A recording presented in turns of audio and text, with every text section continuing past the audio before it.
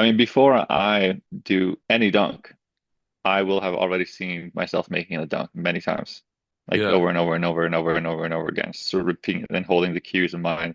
And yeah, you want you want to know what's crazy?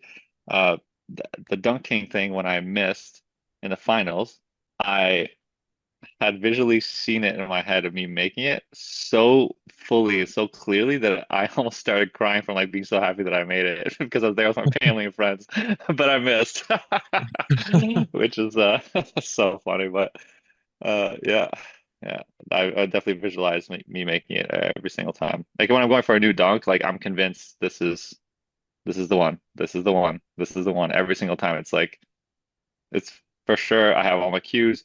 I've seen myself make it many times. It's going in. Most of the time it doesn't go in, but at the end of the day, you get so you get more reps. So let's say if I did 60 jumps at this one freaking dunk, in a sense, it's more like freaking 300. You know what I mean? Because you Yeah. just visualize it so much. Yeah. Yeah, it's actually insane. Like, yeah,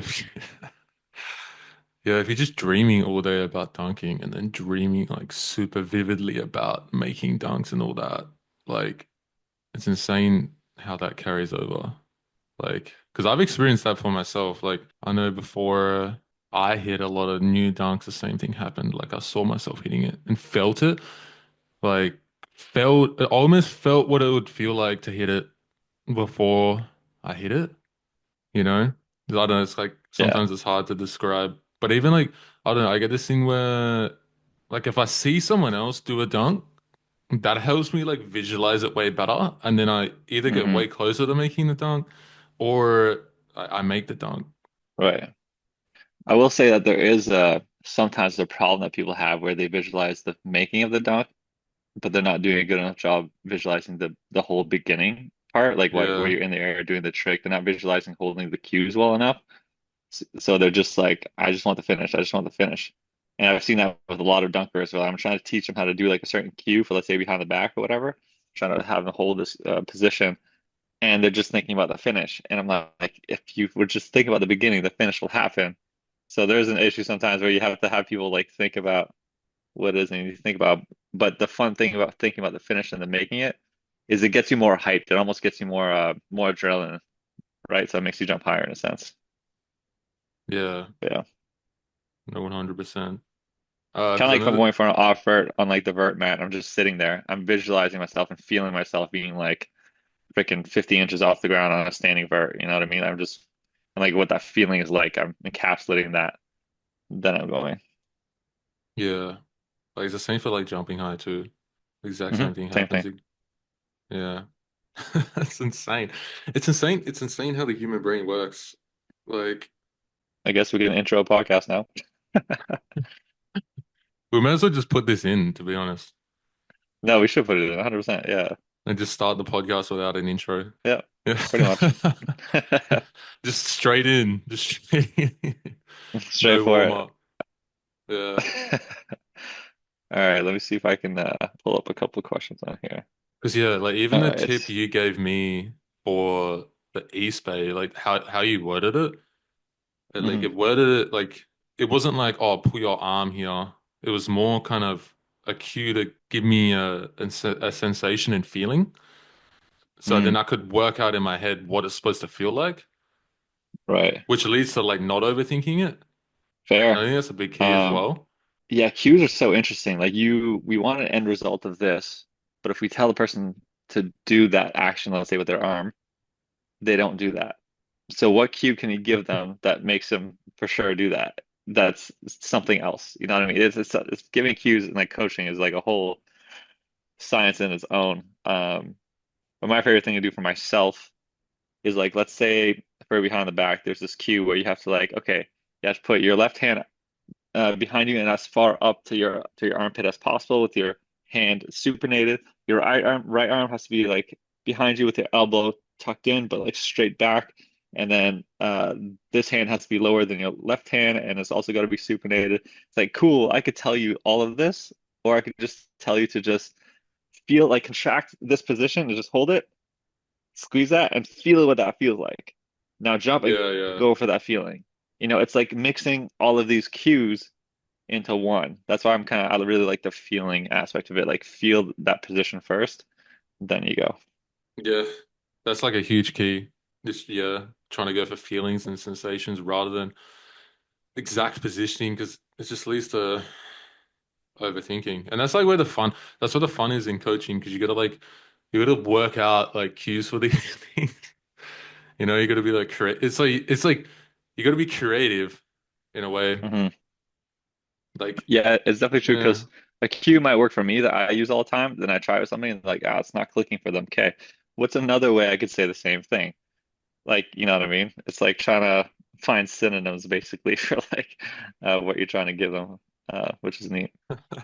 no, it's Okay, crazy. so I'm gonna go through some questions I got on Instagram. I just posted a story, so I didn't get that many. So, do dunks randomly come to you, or are you inspired by something?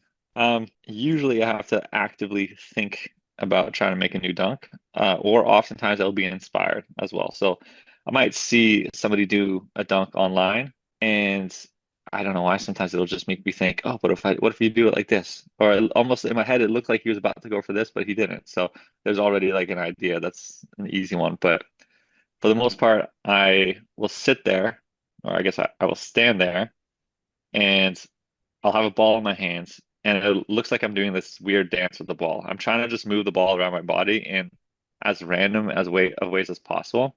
And as I'm doing this, I try to see if there's any like motions that are new that have never been done before, right? So it's kind of hard to make yourself move the ball around you randomly. That's almost like an art in itself because the body wants to repeat patterns. So you have to try to do patterns that your body's never done before, which is a little weird. We'll also do this with a low rim. Just go to a low rim that's like 7 feet high and then just not jump and go outside and do that. I remember on one of my birthdays, it was like raining, all the courts were shut down. Oh yeah, this is during COVID. So I went outside while it was raining and just put the hoop at 7 feet and just for an hour, just invented dunks. And what's kind of neat is the first 5 minutes was kind of hard to think of. I only thought of like a few new dunks, but then after 5 minutes, it was like every like 20 seconds is new dunk, new dunk, new dunk, new dunk, new dunk. Uh, and creativity, what people don't get is it's like a skill, it's something you can work on. So then the other method, the easiest method is just to combine dunks, right? You go 360 between the legs plus off the side of the backboard, new dunk. There you go. Cool. Um, not anymore, but at the time, off the backboard, 360 between the legs. Now what's been done is the other way around. So reverse 360 between the legs, then off the glass, like Dwight Howard off the glass, then dunk, right? So you're just constantly combining dunks. That's Yeah. probably the easiest way to do it. But the coolest ways to me are ones where you come up with like a whole new dunk in itself, right? Like the lost and found or like the scorpion or stuff like that. That's the cool stuff to me. Yeah, 100%. Yeah, the easiest thing is just to create variations or like extensions of like current dunks, like even just like a different way to do a windmill or a different way to do an East Bay or to finish the dunk, you Uh-huh. know, just adding Like more what's complexity. I think some fun ones that like Dom is doing, for example, like his little snake dunk, right? Where he's rolling out the back of his Oh hand and yeah. catching. And he's got some other stuff that he's sent me that we've talked about that it's like it's so cool, man. Like the kamikaze is really cool. The stuff like that. It's like, people have been saying for like the last 20 years that every dunk's been done. Um, and this dude, there's still so much to do. So much to do. You just need people with the right minds to like keep trying hard to think of ideas. That's all it is. You just dedicate some time to thinking about it. Mind you, idea you have a creative person and also taking a lot of time to think about it, then you get like a lot more stuff. But let's see. When are the red shorts coming out? So Oh on my story that yeah. Bro, I saw I was those. I was wearing like, what my the dunker I was shorts. like, what the fuck is red shorts? Yeah, bro. Yeah. They'll be coming out decently soon. I literally just wore them for the first time yesterday. So testing them out, seeing how they're going to be. But yeah, we'll be coming out with those pretty soon. What are you gonna call Uh, them? it's a good question. I didn't really think about calling them something different, The but I mean, the I guess we red could. dragon. That's we're probably gonna go with that. That's pretty cool.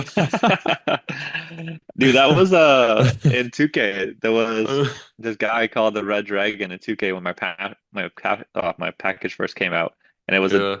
guy on another team you had to compete against. He had like red hair, and he had my dunk package, and so everybody kept tagging me, being like, "Dude, the Red Dragon's fucking me up right now in NBA 2K with all my dunks," which was awesome. How important do you feel squatting full depth is if you want to jump 49 plus inches? Ooh, that is a That's from that's a good question. Dill Picklehagen. I know why he's asking that too, because You he want to take over then? can't. Pardon? You want to go for it then? Well, I know why he's asking that because he can't squat to Hmm. depth without rounding the fuck out of his lower back, and I feel like he gets peer Loser. pressured a lot to do it because people go, "Oh, why aren't you squatting lower?" You know, his femurs are like 2 kilometers long as well. So, That's hilarious. Yeah, yeah. so obviously, we have the idea in mind where training stuff at a more lengthened position is going to be more ideal most of the time. And so yeah, everybody wants to squat as deep as possible, which I get. And I squat pretty deep with somebody with as long femurs and legs as I do. Um, but for some people who have issues with like their backgrounding and stuff like that, one, you could still do some work to try to figure it out, right? Obviously, you could put plates behind the heels, you can like do some stretching, you can do all sorts of stuff. But if it is an actual injury risk for you, like it's just not worth it. It's just not, is what I think. Like you got Isaiah who isn't even doing full depth squats. There's like already like part of your answer right there, you know? I personally do them. I think they're more ideal to do it. Would I be that super stressed out if I couldn't do it anymore? Not really. Not really. But I would choose to do it over not doing it, clearly, because I am doing it. Um, Have you done both? Like, have you experimented with both? Like, what's happened with that? Yeah, I mean, I do half squats. I haven't had a phase where I do half squats only and no full squats.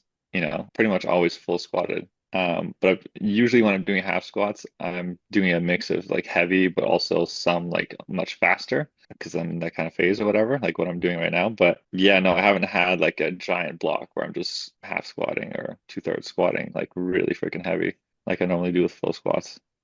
Maybe worth a shot at some point. Honestly, maybe it would be because there was one day where I went to the gym, like what was it, like a month and a bit ago. One day where I went to the gym and I didn't have my lifting shoes on me.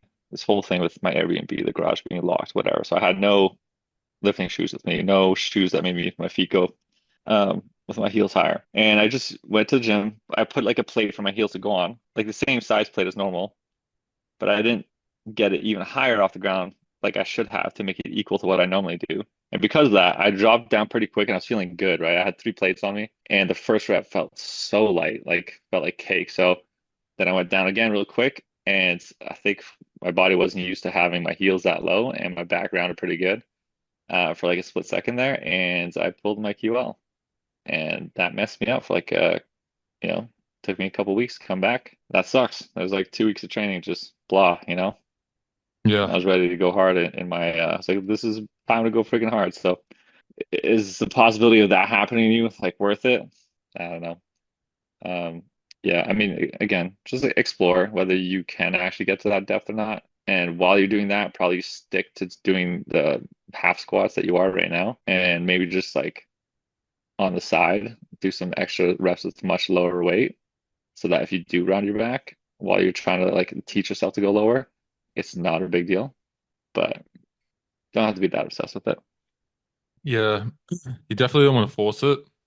Um, because you can run into issues if you try to force it and then you try to load it up too quickly. So you can hurt your spine. You know, like I can see like I don't know, like there's two sides of it, I guess. If you build up to it, like you don't go like too heavy, too fast, and you build up to it, like I feel like your spine can adapt over time, but no one's fucking spending the time to do that. You know, because Yeah, with the yeah, spine, you got to progress things so slowly. You can't just add like 20 kilos of load to it in 1 week and then expect it to be okay, you know? So, 100%. Yeah, yeah, yeah. Yeah, yeah. even I had that issue, even actually with where I was squatting for so long and I wasn't really doing any half squats for quite a while. And then I went to do half squats and I was like, it's half squats. I could do a lot more. And so I did. And I noticed a couple times where like as I was dropping down and trying to like go from the amortization phase when I was switching from down to up, my back was just getting like crushed. Like it was so hard not to let my body like fold over, you know. My legs could handle it, but my spine was not used to like, I'm doing like I don't even know what it was, like four plates or something like that instead of like three plates. Like that's a big difference. The spine is not wasn't quite used to that, you know what I mean? So Yeah, no, that's a big key there, and that's just one of those things where like to do it safely, it takes a little while to get the benefits from it because you can't load it properly straight away because of your spine. So that's where your spine becomes the limiting factor. So yeah, so the way yeah, to do it would probably just be like working on it on the side kind of thing.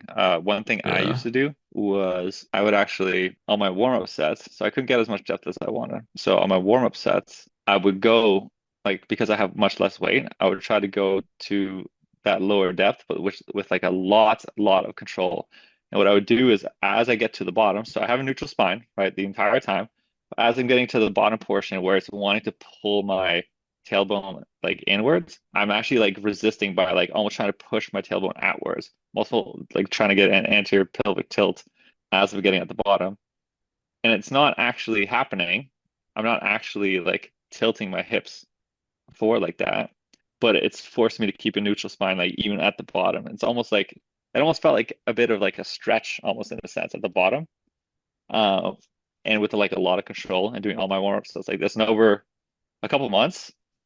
Um, again, a couple months, maybe even 3 months, I got to the point where all of a sudden I was able to squat like really freaking deep with an upright spine. Because in a sense, it's almost like it's not quite, but slightly like PNF stretching in a sense of like, a PNF stretching is where you do a stretch and then you can do a contraction in that stretch range of motion. Um, if you do that with weights, it can be dangerous. So I'm not saying you do that, but the way I was doing it was kind of a little bit like that, but with weights, so you can adapt pretty quickly like that. But no, for like, sure. I'm saying this story. I should be cautious by saying I know my body very freaking well. Don't just run off and start doing stuff and get hurt. I'm catching myself right now because I know how to play around with my body like quite safely. But yeah.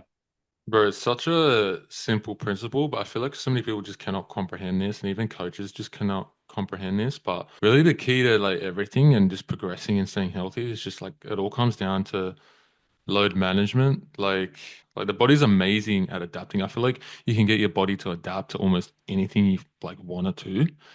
Even things Hmm. people say is like bad for you. I feel like if you start easy enough with it and load it quite easily to start with, and then be very progressive with how you load it, like your body's going to be fine and it's going to adapt to it.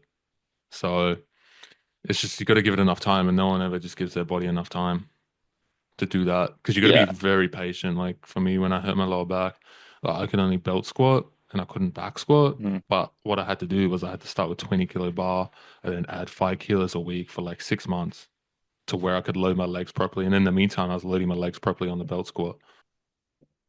Exactly. Exactly that. Like you don't have to force yourself to do this. Like if you want to learn how to do full death squats, like for example, doesn't mean you have to do it as your main lift for that day. Like, okay, it says program squats today. I'm gonna go full depth. Now do your half squat still. If that's what you can do comfortably. On the side, talk to us and we'll get you set up to do like a little bit extra on the side to see if you can get to those lower depths. And like that'll take time to adapt. But yeah, so the way you approach it with your back is literally perfect. Like, and a lot of But people yeah. are scared to even add load to their back, like what you did again, right? Like that's too scary for them. They just accept that, like, I will never be able to like back squat ever again. It's like, my guy, again, the body can adapt and heal pretty well. You Yeah, just gotta like take your time. fucking hell. Like people when they have injuries, they're like they have this mindset to where they'll like say we'll use the back for example, they'll go and hurt their back and then they'll rest it, then it'll be pain free, and then they'll go back to squatting 100 kilos or 225 again and haven't done anything for weeks. And then they'll be in pain and be like, oh, I'm never going to be able to squat again. Oh, my back can't tolerate it. Like, yeah, no shit, because you just shoved it into it versus if you just Yeah. progressed up to it slowly and stayed patient. That's the hard thing as well. Like, that's why you just constantly got to have like that long-term mindset and you got to be thinking not next week, tomorrow. You need to be thinking 3 months from now, 6 months from now, you know? And it's almost like you're putting money into a stock. you know, Yeah. and investing into your body. You're training Yeah. for the future. Yeah. No, 100%. Yeah, next question, I guess. If we had two upper body workouts you can only do, what is it? It's gonna be interesting to do a whole full two body things, but I'm just giving you just, like general concepts of what I would kind of go for. Being a dunker is I would do some sort of motion where like quite literally push and pull, except I would focus less on like the push being this way, more of the push elbows down, going forward, kind of more front delt upper chest kind of deal. And then the rest are pulling pull-ups. So instead of going full days, I'll give you some simple exercises that would probably work. You could do some sort of incline bench, or you can also just do front raise and then some pull-ups, weighted pull-ups. That alone will probably take you really far. The rest, I would do some core, and then you can do all sorts of like other lifts, like add into that. But those are kind of like the major things, really. And the core ideally is going to be some stuff to add, like yeah, a little size, but without trying to do too much like massive movement of the spine, like or unsafe movements of the spine while under like a massive load kind of thing. Anti-rotational stuff is great. Yeah, pretty freaking simple. I also still do stuff like biceps, not triceps sometimes, but not really that useful for dunking. I just like I to have mean, arms sometimes. they're pretty, bro. You have to train those muscles, man, just for like life reasons, for the ladies. Bro, Get I've young. seen you hammering biceps recently Oh yeah. and upper body. I've been seeing them stories, bro. Thanks, man. Yeah. I like give me some confidence, pump my tires up. Yeah. Um, but no, that has been fun though. I do know that I'm going to have to chill out on the upper body stuff soon. I don't want to be much bigger than I am right now. Although I don't weigh very much. I weighed 175 this morning, so I'm not getting into like the 180s or anything like that. So nothing too crazy. As long as you stay lean, be fine. But yeah, pretty simple concepts for me. This motion, this motion, kind of like the jumping motion, forward and then the back motion. You could stick to some motions that get those stronger and faster. That can include like medicine ball throws, right? So you can do the whole spectrum from like slow and heavy to faster, which is your arms, although you jump all the time. So jumping is also the fast part of that, forward and back. Then you can also do the middle range, which would be like med ball throws and stuff like that, right? And then some core, plain and simple. Pretty much. It helps with staying lean too. Having muscle in the upper body makes it so much What's easier. what's that?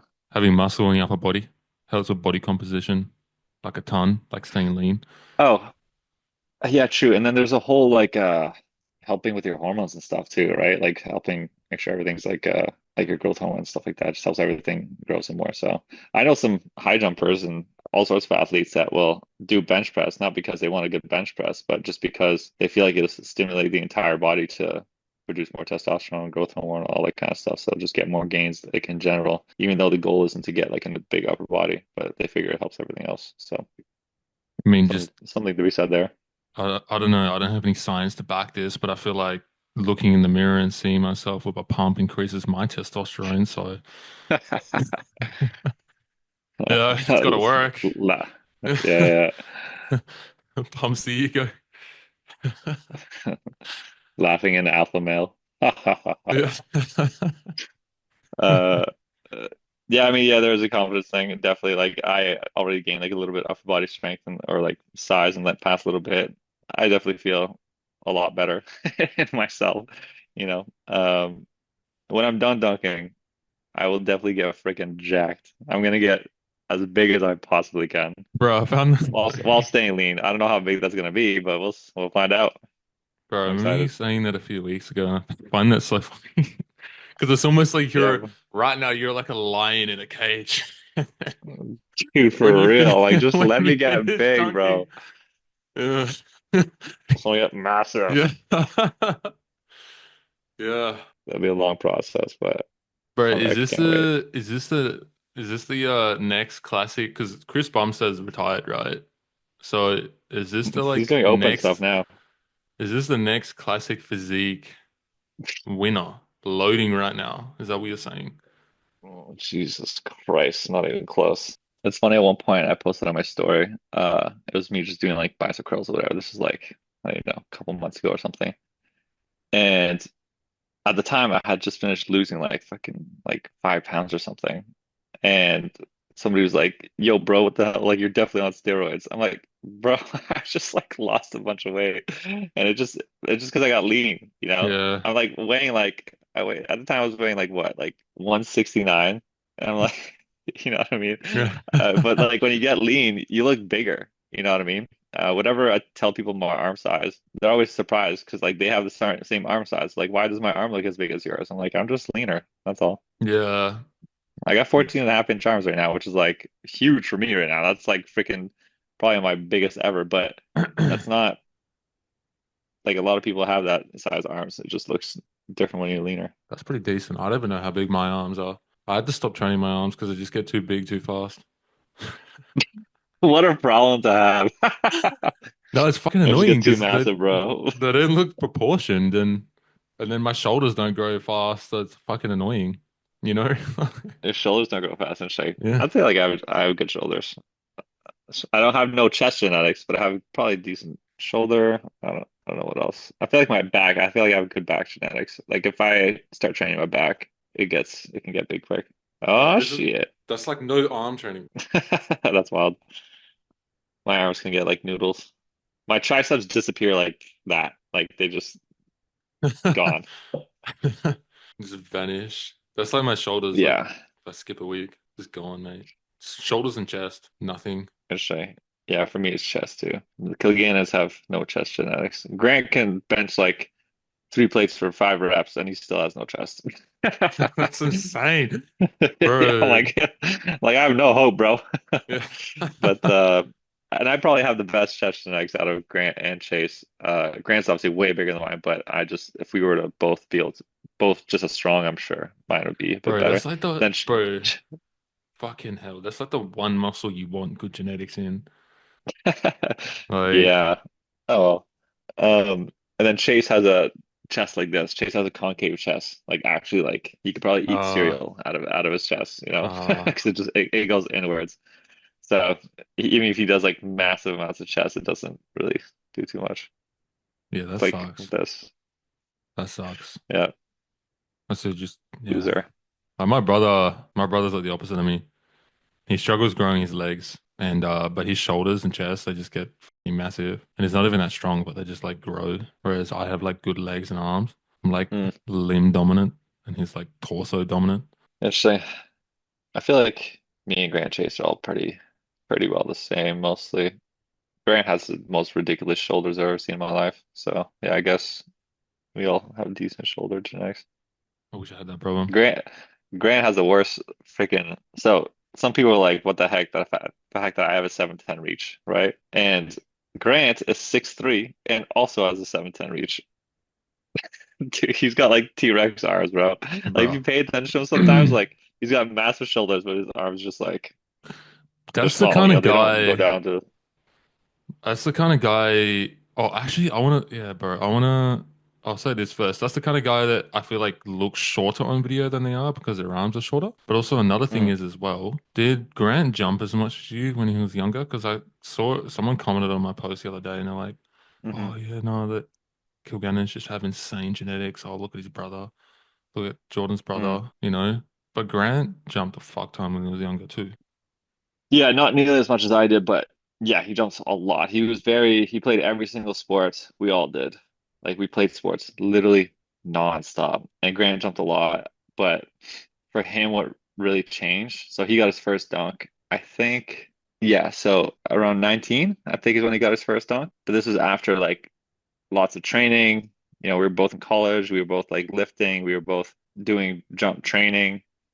And like because he also knew how to like me and Grant talk about training all the time, like still, like all the time, like about all the new studies that came out and this and that. He's a great person to have around. And even back then, you know, we all knew how to do basic jump training.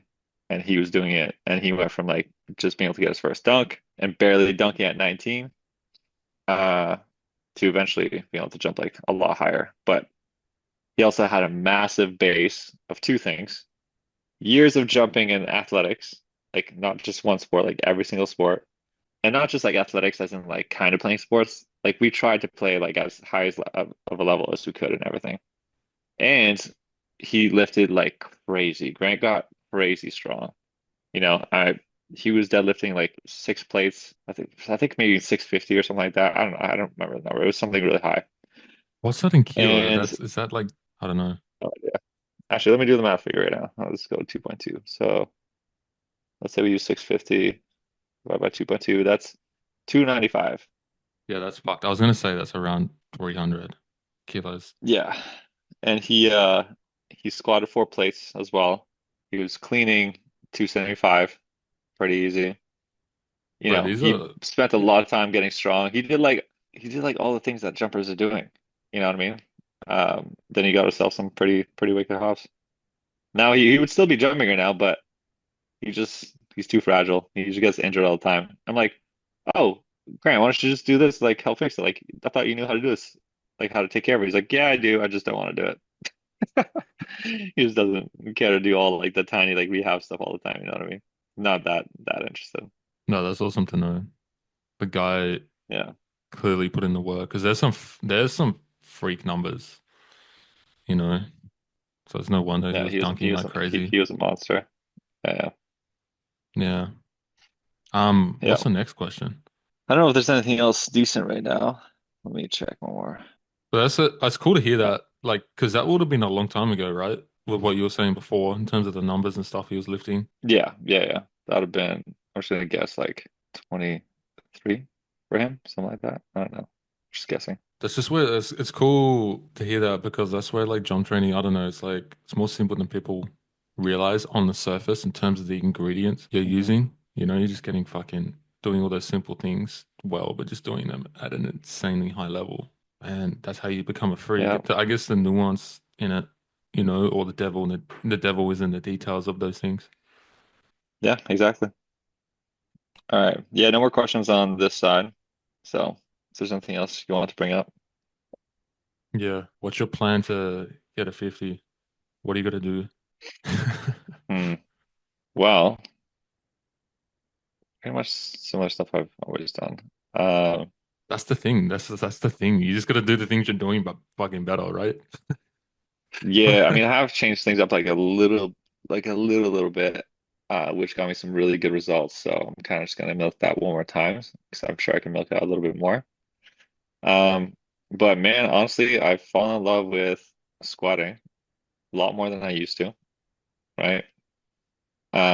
Getting that super strong. Now I'm probably gonna start slowly transitioning and do more half squats, get that up to doing it fast. So it's not like I'm doing anything new. I'm just been prioritizing things a little bit, like slightly different, right? So more squats, more depth jumps. No, it's like how do you feel right now? Like how does your nervous system feel right now? Do you feel good or are you feeling fatigued? Like I feel pretty good right now. Yeah, feeling pretty decent. I will probably try to crush myself like a little bit just before I go to China because I'm going to China in like a week. So next leg day, I'll probably just absolutely demolish myself and then back off a little bit just before I go, so I can at least like have a pretty good performance. And then when I come back, I'll hop right back on it there. But yeah, we'll see. I'm not sure when I plan to test a 50. It kind of depends how I feel when I come back and like what my measurements kind of look like on everything. But maybe it even just depends on how I jump in China.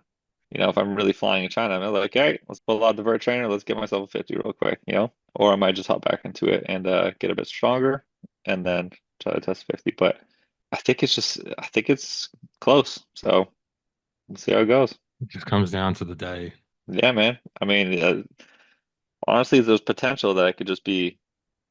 I mean, potential. Dude, I've been hovering on 50 forever. I'm sure there've been many days where I could have just tested a 50. I just didn't have a freaking vert trainer, you Yeah. know?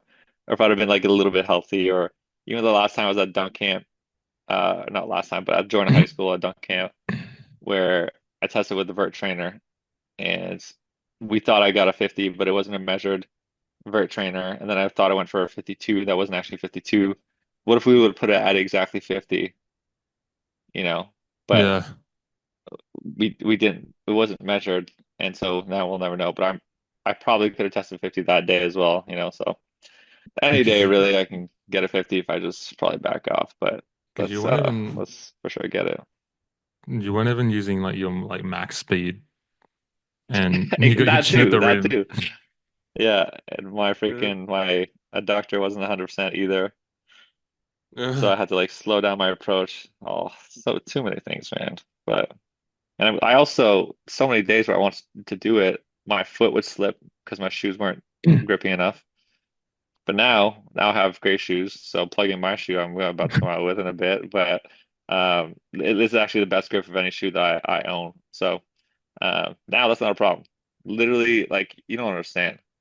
I wore LeBron 10s for a very long time because the grip was so great and they felt bouncy. But if I came in at an angle, aka if I came with like a lot of speed, like the heel would like catch the ground and I might literally just wipe out because the heel was so high. And so I had to come in slowly. If I come in slowly, it works decent. Now, the Jordan, I don't know, Jordan 29s, is that what they are? I don't know. But I wear those a lot as well. If I go 100% of those, I slip. Like, it's just like not 100% of the time, but like 60% of the time. If you slip once, that messes with your head. You know what I mean? Yeah. So now I have some shoes where it's like, I'm good. I, I just need to get myself a good day, be healthy. It should be good. All right. Well, I think it's a good point to end the podcast on. So if you All guys are right. wanting to get coached by us, you can apply in the link below. Other than that, we'll catch you guys in the next episode. See you guys.